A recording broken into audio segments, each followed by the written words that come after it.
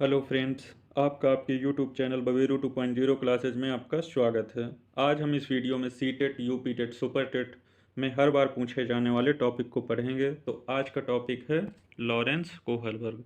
तो चलिए जानते हैं कोहलबर्ग के बारे में। कोहलबर्ग अमेरिकी मनोवैज्ञानिक थे जिन्होंने नैतिकता का सिद्धांत या नैतिक विकास का सिद्धांत दिया, मोरल डेवलपमेंट थ्योरी दिया। उन्होंने अपना यह सिद्धांत कुछ काल्पनिक कहानियों की सहायता से बनाया, जिसमें हिंज वाली कहानी सबसे अधिक लोकप्रिय है। इस कहानी से ही इस सिद्धांत के 3 स्तर तथा 6 स्टेज बने हैं। तो चलिए जानते हैं हिंज की कहानी क्या थी। हिंज की कहानी के बारे में जानते हैं। कोहलबर्ग की सबसे प्रचलित कहानियों में से एक हिंज नामक एक व्यक्ति से संबंधित है जो यूरोप में रहता था। हिंज की पत्नी क्लारा एक विशेष प्रकार की बीमारी की वजह से मौत से लड़ रही थी। क्योंकि इस बीमारी की दवा नहीं बनी थी, तभी पता चलता है कि एक केमिस्ट ने दवा को खोज लिया है जिससे उसकी पत्नी को बचाया जा सकता था। हिंज उस केमिस्ट वाले के पास दवा लेने पहुंचता है, लेकिन केमिस्ट ने उस दवा की लागत से 10 गुना अधिक पैसा मांगा, पर हिंज के पास केवल आधा पैसा ही था। तब हिंज ने केमिस्ट से रिक्वेस्ट की, आधे पैसे वह बाद में दे देगा, क्योंकि केमिस्ट ने दवाई खोजी थी और वह उससे पैसा कमाना चाहता था, इसलिए उसने दवा नहीं दी। हिंज ने रात में केमिस्ट वाले की दुकान से दवा को चोरी कर ली। जब उसने दवा नहीं दी तब हिंज ने मजबूरी में दवा को चोरी कर लिया। यह कहानी पढ़ने के बाद या सुनाने के बाद बच्चों को कुछ क्वेश्चन किए गए, कुछ प्रश्न किए गए जो नैतिक दुविधा पर बनाए गए कुछ प्रश्न थे, तथा बच्चों द्वारा दिए गए उत्तरों से ही इस सिद्धांत के 3 स्तर बने। चलिए इस सिद्धांत को जानने से पहले कुछ महत्वपूर्ण शब्दों को जानते हैं। पहला शब्द है नैतिक दुविधा। अब ये नैतिक दुविधा क्या होती है? मान लीजिए आपको 2 अलग अलग कंपनी के मोबाइल देकर उनमें से किसी एक के चयन को बोला जाए, तब जो चयन करने में आपके मन में पैदा होने वाली असमंजस की स्थिति होगी उसे नैतिक दुविधा कहेंगे। यही चीज़ यहाँ पर लिखी हुई है। नैतिक विकल्पों ए तथा बी में से किसी एक का चयन करने के लिए पैदा होने वाली असमंजस की स्थिति को नैतिक दुविधा कहा जाता है। नेक्स्ट चलते हैं। नेक्स्ट वर्ड है नैतिक तर्कणा। अब नैतिक तर्कणा क्या होता है? दोनों मोबाइल में कौन बेहतर है उसके चयन के लिए जो आप तार्किक चिंतन करेंगे, जैसे इसका कैमरा अच्छा है या प्रोसेसर अच्छा है, यह चिंतन नैतिक तर्कणा कहलाएगा, मोरल रीजनिंग कहलाएगा। यह चीज़ यहाँ पर है। नैतिक विकल्पों ए तथा बी में से किसी एक का चयन करने के लिए होने वाली तार्किक चिंतन प्रक्रिया को नैतिक तर्कणा कहते हैं। नेक्स्ट वर्ड है आपका नैतिक व्यवहार, मोरल एक्शन। नैतिक तर्कणा के बाद चयनित विकल्प को व्यवहार में उतारना ही नैतिक व्यवहार कहलाता है, मोरल एक्शन कहलाता है। चलिए अब इस सिद्धांत को जानते हैं। इस सिद्धांत में 3 स्तर हैं तथा प्रत्येक स्तर में दो दो चरण भी हैं। कोहलबर्ग द्वारा बताए गए 3 स्तर निम्नलिखित हैं। पहला है प्राक रूढ़िगत नैतिकता का स्तर या पूर्व परंपरागत स्तर, जिसे इंग्लिश में बोलते हैं प्री कन्वेंशनल लेवल। यह 4 से 10 वर्ष की आयु में देखा जाता है। इस स्तर में नैतिकता का अभाव पाया जाता है तथा बालक की नैतिकता बाहरी सत्ता के रूप में माता पिता या भाई बहन से मिलने वाले दंड पर निर्भर करती है। इस स्तर के 2 चरण हैं। पहला है दंड एवं आज्ञाकारिता उन्मुखता, पनिशमेंट एंड ओबीडियंस ओरिएंटेशन। यहाँ नैतिक सोच सजा से बंधी होती है। जैसे बच्चे यह मानते हैं कि उन्हें बड़ों की बात माननी चाहिए, नहीं तो बड़े उन्हें दंडित करेंगे। यही चीज़ यहाँ पर, अगर नियम नहीं माने तो दंड मिलेगा। एग्जाम्पल है इसका, अगर मिठाई चोरी करके लिया तो मार पड़ेगी, क्योंकि चोरी करने पर दंड मिलता है, तो चोरी नहीं करनी चाहिए। यही हिंज वाली कहानी का अगर एग्जाम्पल लिया जाए तो जब हिंज ने चोरी की तो बच्चों ने सोचा कि अगर वह चोरी करेगा तो उसे सज़ा मिलेगी। सिर्फ सज़ा से बचने के लिए चोरी नहीं करना चाहिए। इसमें नैतिकता सज़ा की वजह से आ रही है। नेक्स्ट स्टेज है आपका सेकंड स्टेज, साधनात्मक सापेक्षवादी उन्मुखता। ये यांत्रिक सापेक्ष नैतिकता। जिसे बोलते हैं इंस्ट्रूमेंटल रिलेटिविस्ट मोरालिटी। इसे विनिमय या अदला बदली का भाव इस अवस्था में पाया जाता है। जैसे को तैसा नाम से भी इस अवस्था को जानते हैं, टिट फॉर टैट।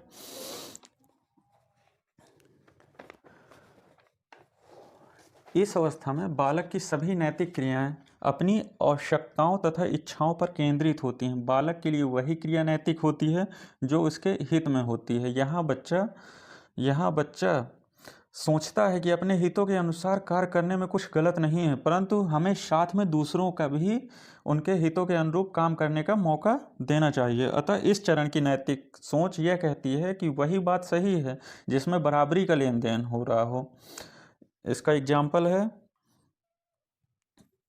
तुम मेरी पीठ खुजाओ मैं तुम्हारी खुजाता हूँ। या फिर आपने सुना होगा, आज मैंने टॉफ़ी खिलाया कल तुम मुझे खिलाना। छोटे छोटे बच्चे बोलते हैं, कल मैंने तुझे कुरकुरे खिलाया था आज तो मुझे खिला। ये कुछ इसके एग्जाम्पल हो गए।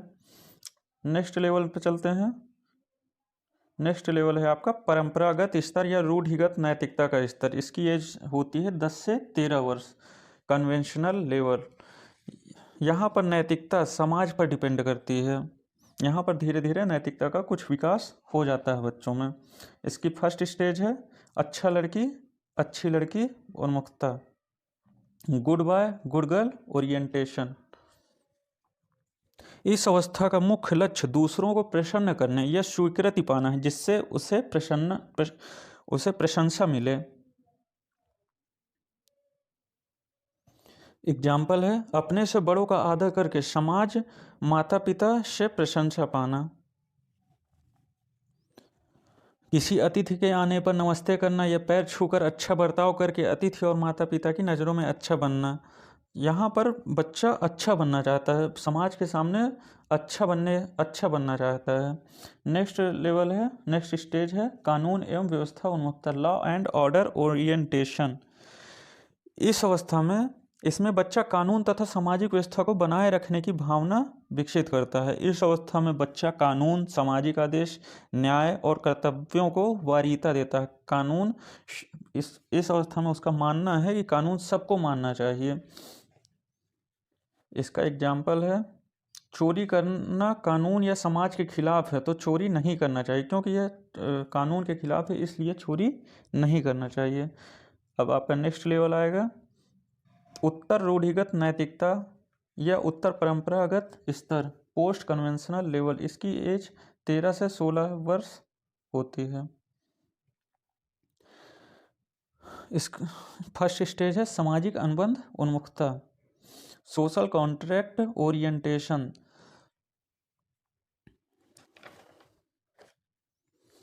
इसमें किशोर यह मानते हैं कि नियम लोगों के भले के लिए है। अगर किसी नियम से किसी का नुकसान होता है तो उसे नियम को तोड़ देना चाहिए। कानून व नियम लचीले होने चाहिए, अगर नियम से नुकसान है तो नियम तोड़ देना चाहिए। इसमें अगर एग्जाम्पल की बात की जाए तो भले ही हिंज वाली कहानी में भले ही दवा चोरी करना कानूनी अपराध है, फिर भी हिंज को दवा चोरी कर लेनी चाहिए, क्योंकि दवा चोरी करने से उसकी पत्नी की जान बच जाएगी। नेक्स्ट है सार्वभौमिक नैतिक सिद्धांत उन्मुखता। इसे विवेक की अवस्था भी कहते हैं। यह सार्वभौमिक नीति सम्मत सिद्धांतों पर आधारित नैतिक चिंतन की अवस्था है। इस अवस्था में व्यक्ति सार्वभौमिक मानव अधिकार पर आधारित नैतिक मापदंड बनाता है जो सर्वोपरि हित का ध्यान रखते हों, भले ही वे कानून एवं समाज के खिलाफ हो लेकिन मानवता के हित में हों। अब इसका एग्जाम्पल देखा जाए, जैसे मैं भूखा रहूं पर दूसरा खा ले, ऐसी भावना आ जाती है बच्चे में। अगर हिंज की पत्नी की जगह किसी दूसरे की पत्नी भी बीमार हो तो भी हिंज को दवा चोरी करनी चाहिए, क्योंकि प्राणों की रक्षा करना सबसे बड़ी नैतिकता और मानवता है। यहाँ तक बहुत ही कम लोग पहुँच पाते हैं, जैसे महात्मा गांधी, लिंकन इत्यादि। अब चलिए इस सिद्धांत की कुछ आलोचनाएं भी हैं, उनको पढ़ते हैं। महिला मनोवैज्ञानिक कैरोल गिल्गन ने इस सिद्धांत की यह कहकर आलोचना की है कि यह सिद्धांत पुरुष प्रधान है तथा महिला नैतिकता की अनदेखी करता है। दूसरा है, गिलगन के अनुसार पुरुषों की नैतिकता में न्याय एवं स्त्रियों की नैतिकता में देखभाल या दयालुता हावी होती है, और इस सिद्धांत में न्याय हावी है, मतलब स्त्रियों की नैतिकता को अनदेखी किया गया है। कोहलबर्ग ने अपने सभी चरण सार्वभौमिक माने हैं, जो कि संभव ही नहीं है, अतः यह भी एक आलोचना कहलाएगा। चलिए अब कुछ क्वेश्चन को करते हैं।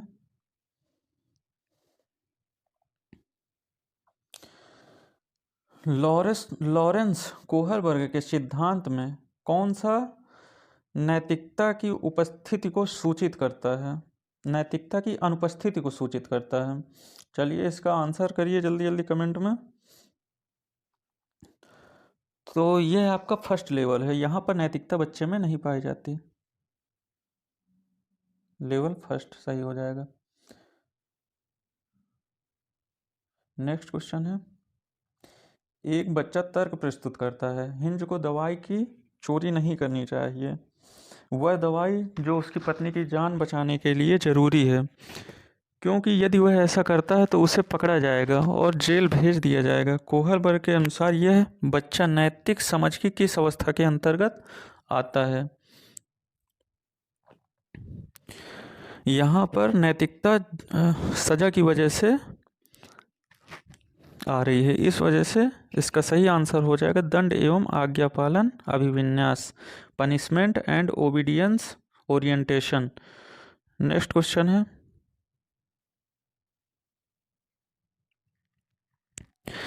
एक बच्चा तर्क प्रस्तुत करता है कि हिंज को दवाई की चोरी, रिपीट हो गया क्वेश्चन। नेक्स्ट में चलते हैं। निम्नलिखित वर्णन को पढ़िए तथा कोहलबर्ग के नैतिक तर्क की अवस्था को पहचानिए। अंतःकरण के स्वचयनित नैतिक सिद्धांतों के द्वारा सही कार्य परिभाषित किया जाता है, जो कानून एवं सामाजिक समझौते पर ध्यान दिए बिना संपूर्ण मानवता के लिए वैध होता है। ऑप्शन ए यंत्रीय उद्देश्य अभिविन्यास, instrumental purpose orientation. Option B है social contract orientation. Option C है social order maintaining orientation. Option D है यूनिवर्सल एथिकल प्रिंसिपल ओरिएंटेशन। क्योंकि यहाँ पर मानवता, संपूर्ण मानवता के हित के बारे में बात की गई है, तो यह सबसे हाई लेवल का स्टेज है सार्वभौमिक नैतिक सिद्धांत का अभिविन्यास। नेक्स्ट क्वेश्चन में चलते हैं। कोहलबर्ग ने किस सिद्धांत को दिया है? ऑप्शन ए संज्ञानात्मक विकास के चरण। ऑप्शन बी शारीरिक विकास के चरण। ऑप्शन सी संवेगात्मक विकास के चरण। ऑप्शन डी नैतिक विकास का चरण। तो कोहलबर्ग ने नैतिक विकास के चरण दिए हैं, डी आंसर सही हो जाएगा। नेक्स्ट क्वेश्चन,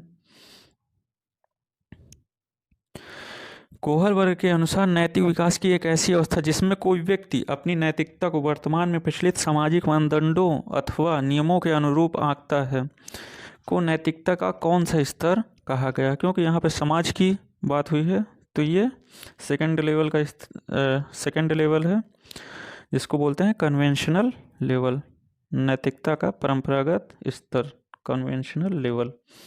नेक्स्ट क्वेश्चन में चलते हैं। किसी बच्चे का दिया उत्तर कोहलबर्ग के नैतिक तर्क के सोपानों की विषय वस्तु के किस सोपान के अंतर्गत आएगा? यदि आप ईमानदार हैं तो आपके माता पिता आप पर गर्व करेंगे, इसलिए आपको ईमानदार रहना चाहिए। क्योंकि माता पिता गर्व करेंगे या समाज उसकी प्रशंसा करेगी, ऐसा इस क्वेश्चन से पता चल रहा है, तो इसलिए यह आपका सही होगा। अच्छा लड़की अच्छी लड़की stage, good girl good boy orientation. Video यहीं पर समाप्त करते हैं। धन्यवाद।